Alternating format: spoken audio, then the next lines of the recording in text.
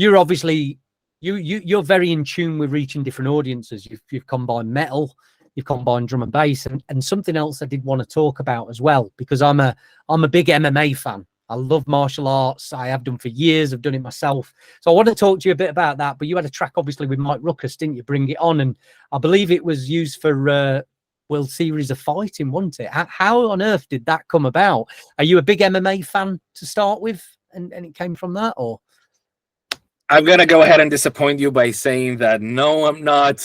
It's cringe for me. I see these people beating the crap out of each other, and all I'm thinking is like, why? That's too much testosterone for me. But I know that it really, it's something that has a very, very big fan base. It's another audience for you as well, isn't it? That's another big audience. And I'm glad, if my music is motivating anybody for whatever, I mean, as long as it's not like, hate crimes or anything like that. But, if it's that's a valid, it's a valid career. It's a valid way to go about life, and that's good. If people want to show off their physical prowess like that, and they feel that the music that I'm doing fits that, then why the hell not? The way that happened was actually because of my former manager, James Jetta, who's someone that I am very, very thankful for, someone that I learned a lot from. He's also from the US. He was the one who made that connection happen. Like he was not very in tune with the drum and bass side of things. There were a lot of things that sadly, and it was also part of the reason why we had to split ways. But was that when you were in the USA as well? Then when you were, and it was when I was living in the US.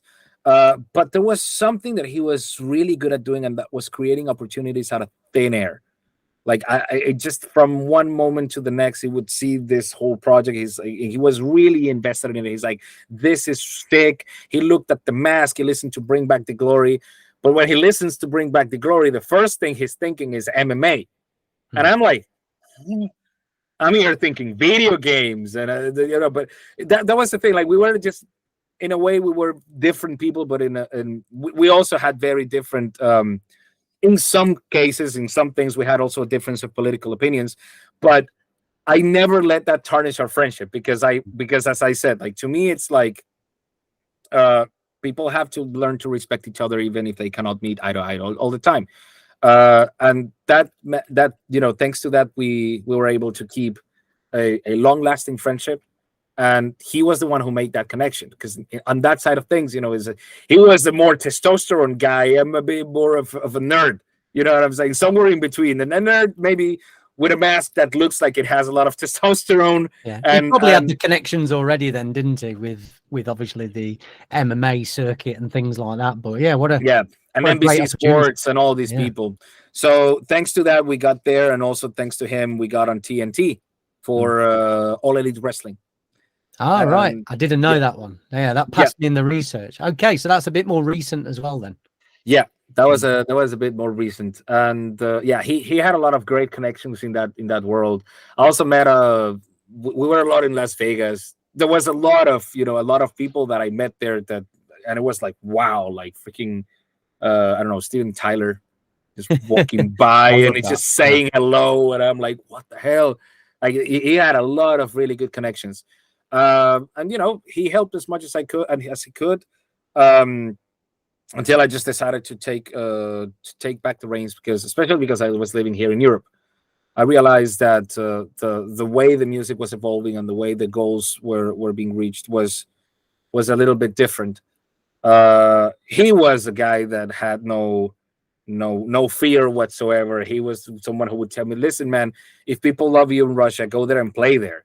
He just didn't care about the consequences. Like, the people are going to change. Governments are going to change. You can't live in fear. And I was like, dude, I respect you so much for saying that, but that is just not a wise choice right now.